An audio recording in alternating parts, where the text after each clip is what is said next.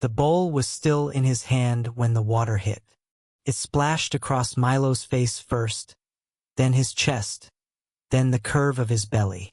He gasped and stumbled back into the counter. One hand shot out to catch himself. The other went straight to his stomach, the way it always did now, without him even thinking about it. Kale Veron stood there, breathing hard, the empty bowl still raised. Nobody in the kitchen moved. Not the cook by the stove. Not the two maids folding towels near the pantry door. Every single person in that room had gone still, like the air itself was holding its breath. Kale waited for the fear. He always got the fear. People flinched when he raised his voice. They looked away when he stepped into a room. That was how it worked in his father's house. But Milo didn't flinch. He stood there soaked, water dripping off his curls, and he looked at Kale with something that wasn't fear at all. It was worse than fear. It was disappointment. Hi viewers. If you were standing in that kitchen right now, would you have said something? Or would you have stayed quiet like everyone else? Tell me in the comments. Milo wiped his face with the back of his sleeve. His voice came out low, steady, nothing shaking in it at all. Your child, he said, should never learn that strength means making people afraid. The words landed somewhere Kale didn't expect. He opened his mouth to answer, to say something sharp, something that would put the room back in order the way it usually did. Nothing came out. This wasn't the first time Kale had made someone in this house cry. Everyone knew that. The kitchen boy who burned a sauce once and got fired on the spot. No explanation given. The maid who lost her job over a broken vase that wasn't even her fault.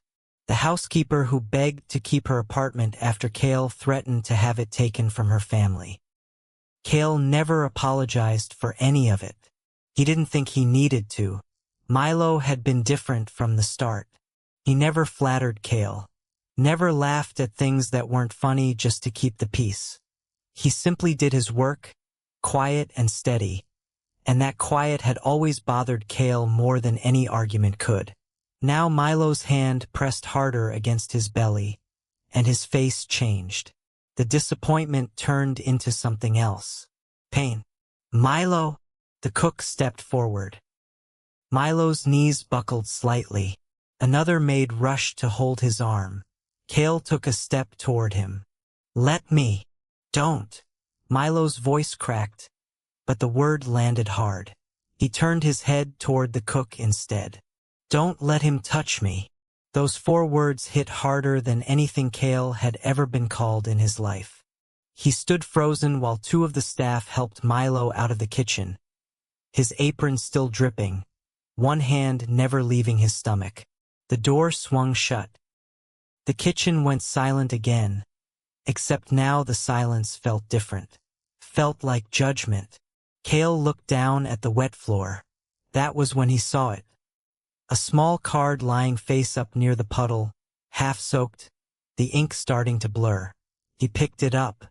It was a medical appointment card, an obstetrics clinic downtown, and written across the top in small, careful handwriting was a name Kale recognized immediately, because it was his own family's name, Veron. He read it twice, sure he was wrong the first time. He wasn't wrong. Somehow, someway, Milo Arden, the pregnant housekeeper he had just humiliated in front of the entire kitchen staff, was connected to his family. Not by employment, by something else. Something Kale didn't understand yet. His hand tightened around the card. Whatever this meant, it changed everything he thought he knew about the man he had just hurt. 3 weeks earlier, Milo Arden walked through the Veron estate gates for the first time. One bag over his shoulder and a folder of medical paperwork tucked under his arm. He needed the job. He was 5 months along, and stable work with housing included wasn't easy to find for an Omega on his own. The pay was good. The room was warm. He told himself that was all that mattered. The staff warned him on his first day. They warned him gently, like they were doing him a favor. Kale Veron has a temper. Kale Veron doesn't forgive mistakes. Kale Veron will make you cry before your first month is out. Milo nodded and said thank you and went back to folding linens. Within 2 weeks, the staff started talking about him differently. Not the new hire who might not last. The one who wasn't afraid. He noticed things other people missed. He noticed the exhausted kitchen boy skipping meals to save money, and started quietly setting aside a plate for him every night. He noticed a maid crying in the laundry room because she couldn't afford to call a clinic back home, and handed her his phone without being asked. When Kale tried to hand him an expensive watch after a minor argument, some strange attempt at an apology, Milo refused it flatly. "I don't want anything from you," he said. "I want you to stop yelling at people who can't yell back." Kale didn't understand why that answer bothered him so much. He was used to people wanting things from him. Money, protection, favor. Milo wanting nothing made him impossible to predict, and Kale hated things he couldn't predict. One night, working late, Kale found Milo asleep at the kitchen table, head resting on his folded arms, a half-finished stack of dishes beside him. His curls had fallen across his face. His shoulders rose and fell slowly. Kale stood in the doorway longer than he meant to. He really noticed how tired Milo looked. Not annoyed tired. Bone tired, the kind that came from working too many hours while carrying a child alone. Something in Kale's chest pulled tight. He almost took off his jacket to lay over Milo's shoulders. Then he stopped himself. Pride won like it always did. He walked away without a word. The next morning, one of the household accountants mentioned something in passing that made Kale's guard go up again. The new housekeeper had been asking questions. About payroll. About deductions taken from staff wages that nobody explained clearly. Kale found Milo in the hallway outside the laundry room and blocked his path. "You've been asking about the accounts," Kale said. It wasn't a question. Milo didn't back away. "I have." "Why?" For a long moment, Milo just studied him, like he was deciding whether Kale actually wanted the truth or just wanted an excuse to be angry again. "Maybe," Milo finally said, "you should ask why your employees are afraid to tell you the truth." He walked past Kale and didn't look back. Kale stood there in the empty hallway, the question sitting heavier in his chest than he wanted to admit. The text came in the middle of the night, and Milo read it twice before his hands started shaking. "Leave the Veron house before your baby becomes a problem." No name, no number he recognized. He deleted it and told himself it was nothing. A prank. A mistake. He didn't see Kale standing near the stairwell, watching his face change as he read something on his phone. Kale said nothing that night, but he noticed. And once Kale noticed something, he couldn't let it go. Strange things started happening around the estate that same week. A hallway camera went dark for 11 minutes and nobody could explain why. A locked office door was found unlocked one morning. A financial document Dante kept in a private drawer went missing without a trace. Suspicion landed on Milo almost immediately. He was new. He was an outsider. He asked questions about money that nobody else asked. Blaze Mercer, the head of security, never said it outright. He didn't need to. He simply mentioned things in passing, calm and reasonable, the way he said everything. "People don't usually take a job inside a family like yours for ordinary reasons," Blaze told Kale one afternoon, straightening a stack of folders. "Worth thinking about." Kale started watching Milo more closely after that. Not confronting him yet. Watching. Meanwhile, another message arrived on Milo's phone. This one had a photograph attached, Milo himself walking out of the obstetrics clinic downtown, clearly taken from across the street without his knowledge. Someone was following him. Milo's hands trembled as he stared at the photo. This wasn't a threat anymore. This was proof that somebody had been close enough to watch him for weeks. 2 nights later, Kale saw Milo slip out through the estate's side gate after dark and meet someone near the tree line at the property's edge. The exchange lasted less than a minute.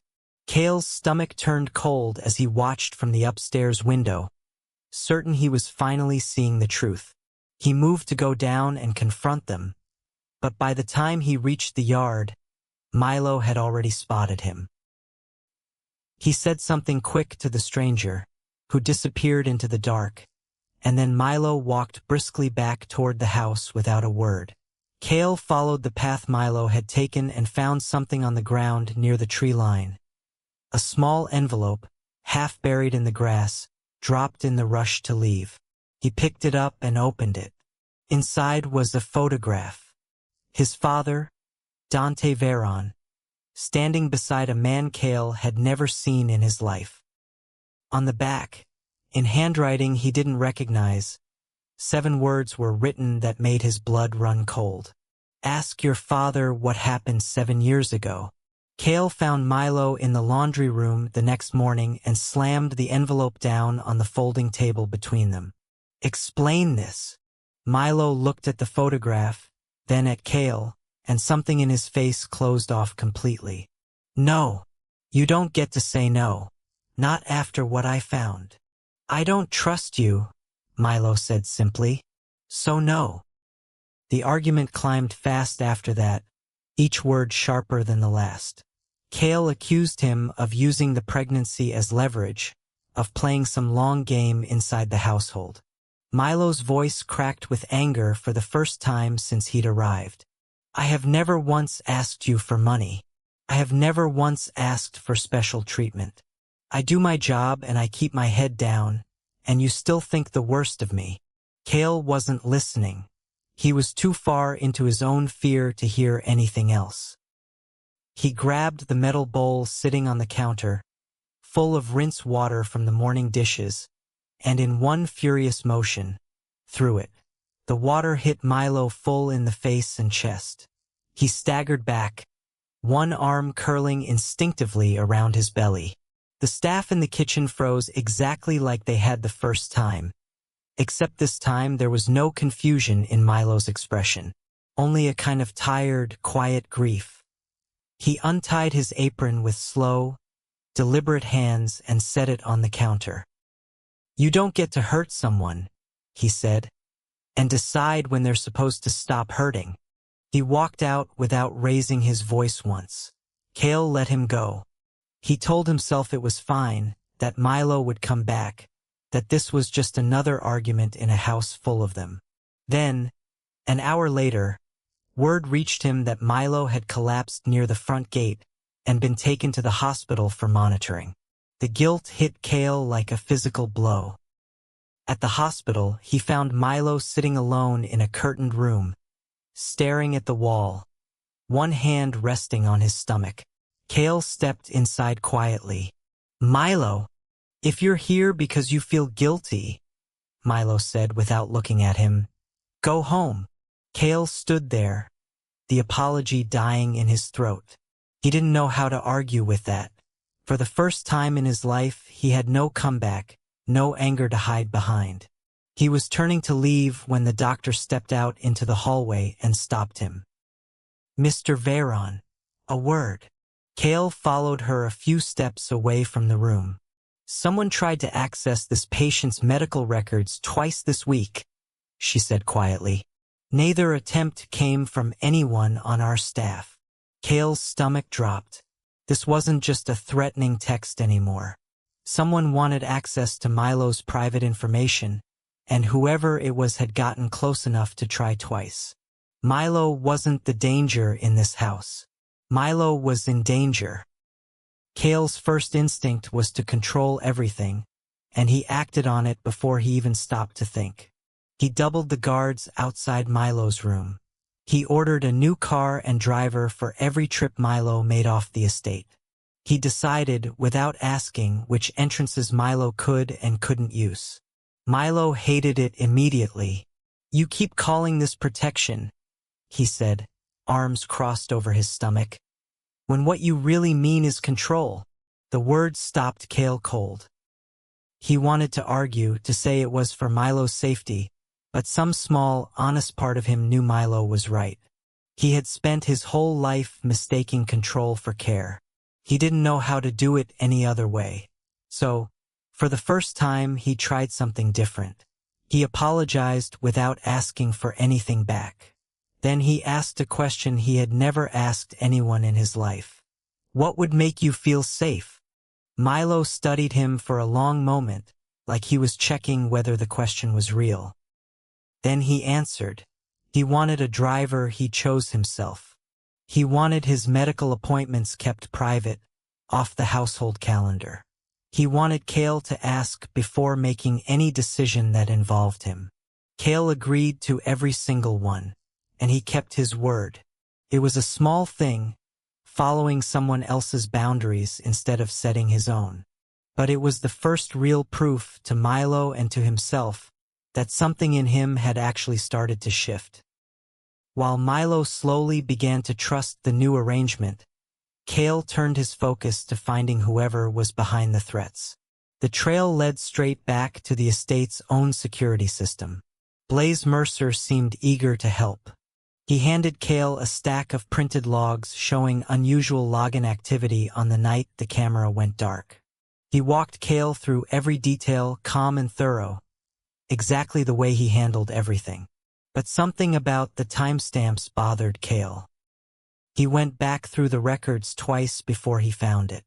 3 of the security reports had been generated during hours when Blaze's own schedule showed he wasn't even on the property. Kale brought it up carefully, watching Blaze's reaction. Blaze didn't flinch. He had an explanation ready before Kale even finished the question, smooth and immediate, the kind of answer that sounded reasonable on the surface and left no room to push further. Kale let it go for the moment. But that night, unable to sleep, he went back down to the security office to check the original camera files himself. They were gone, not moved, not archived, deleted cleanly with no trace of who had done it or when. Kale sat in the dark office for a long time, the empty file directory glowing on the screen in front of him. Someone inside his own house was covering their tracks. And whoever it was had been close enough, trusted enough, to erase the truth without anyone noticing. He thought about Blaze's calm voice, his ready answers, the way he never once seemed surprised by anything Kale brought to him. For the first time, Kale wondered if the real threat to Milo wasn't outside the gates at all. It was already standing inside them.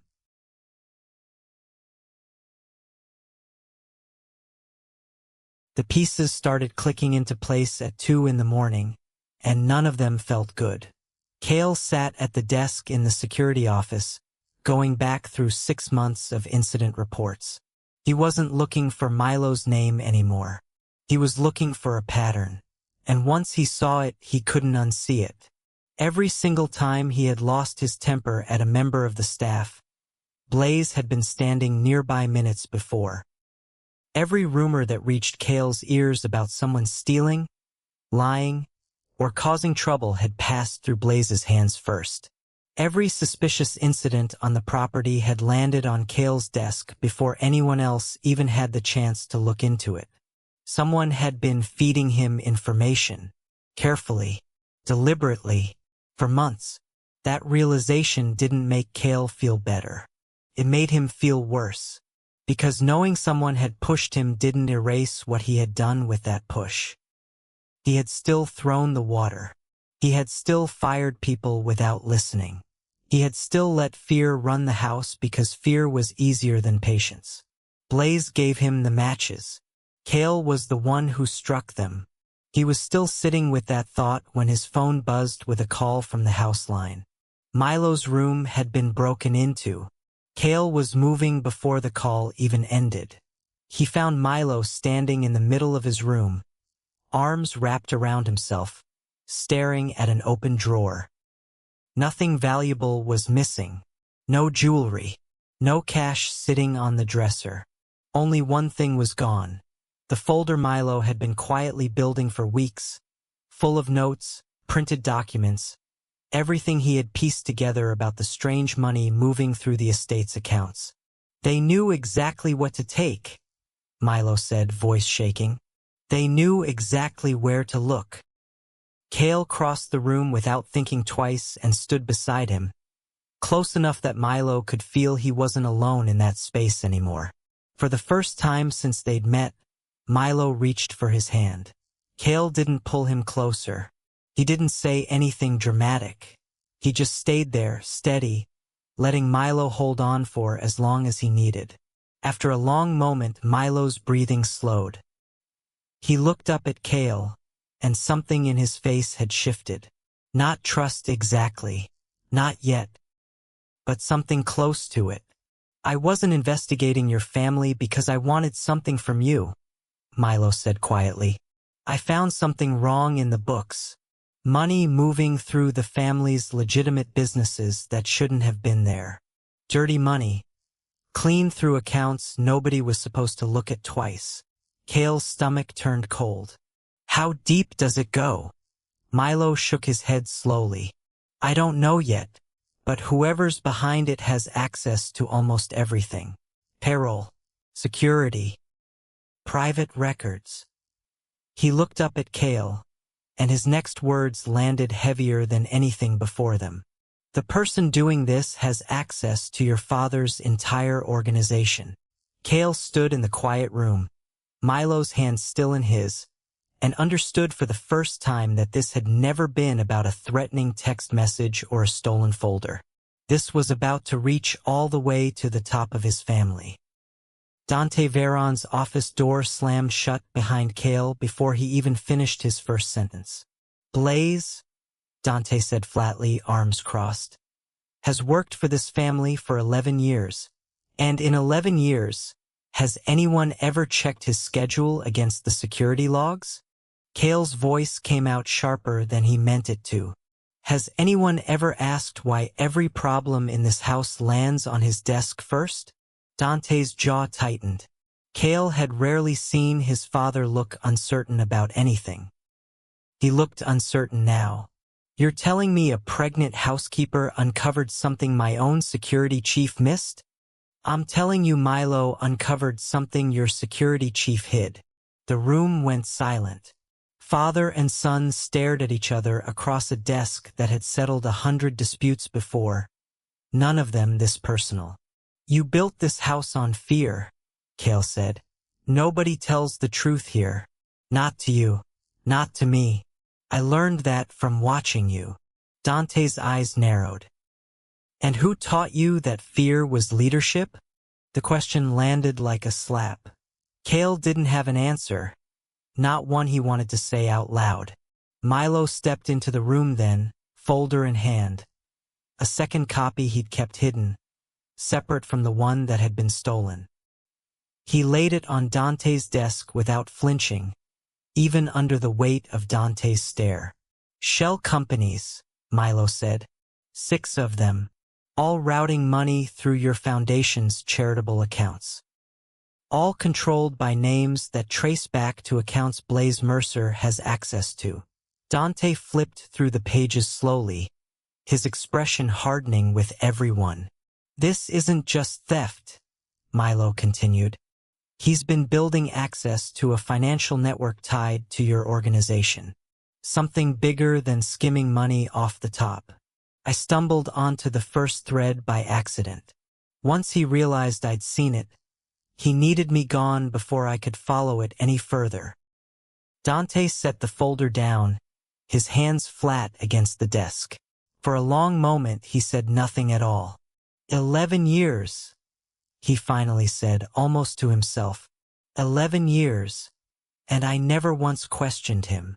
Kale watched something shift in his father's face. Not quite regret, but close to it. A crack in the calm that had defined Dante Veron for as long as Kale could remember. We handle this quietly, Dante said. No mistakes. No warnings given. No, Kale said. We handle this with evidence. Not fear. Evidence. Dante studied his son for a long moment, like he was seeing him differently for the first time in years. Milo and Kale spent the rest of that night building a plan together. Not Alpha giving orders, not Omega following them. Partners, each filling in what the other couldn't see alone. They were almost finished when Kale's phone lit up with a message from an unknown number. He already knew who it was before he opened it. Blaze had figured out the family was closing in. The message was short, just one line, meant to shake him. You should have asked yourself why the pregnant Omega knew so much about your family. Kale stared at the screen. For one dangerous second, the old doubt crept back in, whispering that maybe Blaze was right. Maybe there was something Milo still hadn't told him. He looked up and found Milo watching him, waiting to see which way that doubt would go. The ballroom lights caught every crystal glass in the room, and for one night, nobody at the Veron Charity Gala knew what was coming. Milo walked in beside Kale, not trailing behind him like staff, but standing next to him like he belonged there. Heads turned. Whispers started immediately. Nobody had ever seen Kale Veron bring anyone to an event like this, let alone the mansion's pregnant housekeeper. Blaze found them within the first 20 minutes, a drink in hand, his voice smooth and public. Interesting company you're keeping tonight, Kale. He turned toward the small crowd that had gathered near the bar. Some of you may not know this, but our host's companion here started working in this house only a few months ago. Strange, don't you think? How quickly he's found his way to the center of everything. A few guests laughed nervously. Milo's jaw tightened, but he didn't move. Say what you're trying to say. Blaze, Kale said, his voice level. I'm only asking a question the rest of the room is thinking, Blaze said. Did he come here to work? Or did he come here to get close to a fortune? The old Kale would have exploded right there. Thrown a punch. Made a scene the entire city would talk about for weeks. This Kale took a slow breath instead. Do you have proof of that? Blaze blinked, caught off guard for half a second before recovering. He pulled a folded document from his jacket and held it up. As a matter of fact, before you show that, Kale said, you should know something. We already found the version you deleted. Milo stepped forward and handed a small folder to the estate's lawyer, who had been standing quietly nearby the entire time. Original bank records. Time-stamped security footage. Every piece Blaze thought he'd erased for good. The color drained from Blaze's face. This is fabricated, he said, too quickly, his composure slipping for the first time all night. No, Milo said. What's fabricated is the version you handed Kale last week. This is the truth. Blaze looked around the room, searching for support that wasn't coming. Guests who had been laughing minutes earlier now stood in uncomfortable silence, watching the man who ran the estate's security unravel in real time. He turned back to Kale, desperate now, reaching for the only weapon he had left. Fine, Blaze said, loud enough for the whole room to hear. Then ask Milo who the father of that child really is. The ballroom went completely silent. Every head turned toward Milo. Kale looked at him too. For one long, terrible second, he saw something flicker across Milo's face. Not guilt, but fear. Fear of being seen, judged, torn apart in front of a room full of strangers over something deeply personal. The silence stretched on, and somewhere in that silence, Kale had to decide who he was going to be. Kale didn't hesitate. He stepped between Milo and the crowd, close enough that Blaze's accusation had nowhere left to land. That question doesn't belong to this room, Kale said, his voice carrying without needing to be loud. It never did. Blaze opened his mouth to push further, but something in Kale's expression stopped him cold. Later that night, once the gala had ended and the guests had gone home to talk about what they witnessed, Kale and Milo sat together in the quiet of the estate's private study. Milo finally explained what he'd never told anyone. He hadn't kept quiet out of guilt. He'd kept quiet out of fear. Fear that the moment Kale knew, the child would stop being a child to him and start being a piece of leverage. An obligation. A headline. He'd watched Kale's temper up close for months before any of this began. He didn't trust what Kale would do with that kind of power over him. "I needed to know you'd choose me," Milo said quietly, "before you ever found out you had a reason to." Kale sat with that for a long moment, letting it settle instead of rushing to respond. "I understand," he finally said, "and I'm not going to make you explain it again." Back at the gala's aftermath, the real damage had already landed on Blaze. With the original records recovered and verified, the investigation moved fast. Federal auditors were brought in within days. The shell companies collapsed under scrutiny. Blaze's access to every account, every system, every door in the estate was cut off before sunrise. Dante stood in his office the next morning, staring at 11 years of trust unraveling on paper in front of him. "I built a house where silence was safer than truth," he told Kale. "That's on me, not just Blaze." It wasn't a big speech. It wasn't dramatic. But for a man like Dante Veron, it was as close to an apology as Kale had ever heard him give. Kale turned to leave the office, but stopped at the door. "I'm not finished," he said. "This family isn't finished changing." Later that evening, he found Milo in the kitchen. The same counter where all of it had started with a bowl of water and a moment Kale would never be able to take back. Milo looked at him for a long time before speaking. "I believe you've changed," he said. Kale let himself smile, just slightly. Then Milo added quieter, "But I don't know if I can love you. Not yet. Maybe not for a while." Kale nodded slowly. He didn't argue. He didn't ask for more than what was being offered. "Then don't," he said. "Just let me prove I can live without asking you to." 6 months later, the same kitchen looked completely different, and it had nothing to do with new paint or new furniture. It was the sound. Laughter, coming from the staff prepping dinner. Easy conversation between people who no longer lowered their voices when Kale walked through the door. He'd spent those 6 months rebuilding more than just his father's business. Every employee on the estate now had a written contract, clear pay, and a way to report problems that didn't run through fear of losing their job overnight. Kale personally apologized to every person he had wronged over the years. Some accepted it, some didn't. He learned to live with both answers because forcing forgiveness had never once been the point. Milo hadn't become Kale's partner overnight, and their relationship never pretended to be a fairy tale. It grew in small pieces instead.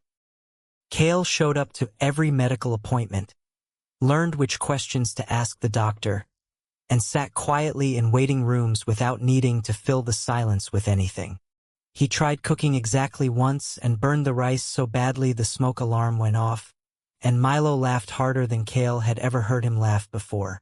Dante watched all of it from a distance, quieter than he used to be, more careful with his words. "You're building something I never knew how to build," he told Kale one evening. "What?" Kale asked. Dante looked toward the kitchen, where Milo's laughter carried faintly down the hall. "A family that doesn't need fear to stay together." The baby was born on a quiet Tuesday morning, healthy, loud, and completely unbothered by everything it had taken to bring him safely into the world. Kale held him for the first time with hands that had once thrown a bowl of water across that same kitchen, and something in his chest broke open in the best possible way. Months after that, Milo walked into the kitchen carrying his son on his hip, apron tied loosely at his waist out of habit more than necessity now. Kale was standing near the counter, and for a second, both of them looked at the exact spot where all of it had started. Kale didn't need to say sorry again. He'd said it enough times, in enough ways, through enough changed behavior, that the words weren't the point anymore. Still, Milo spoke first. You changed, he said simply. You taught me that I had to, Kale answered. Milo reached for his hand. Not because everything was perfect, because it was earned. The staff didn't go quiet anymore when Kale walked into a room. They looked up. They kept talking. Somewhere down the hall, someone laughed at a joke that had nothing to do with him at all, and Kale realized that was the whole point. Fear can make people obey you.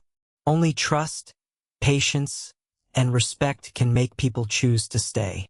If the story moved you, made you angry, or gave you a little bit of hope, that's exactly what it was meant to do. If you want more stories like this one, stories about second chances, real accountability, and love that has to be earned instead of demanded, hit subscribe and turn on notifications so you never miss the next one. And before you go, tell me in the comments what part of Kale's journey stayed with you the most. Your voice in the comments might be exactly what inspires someone else watching today.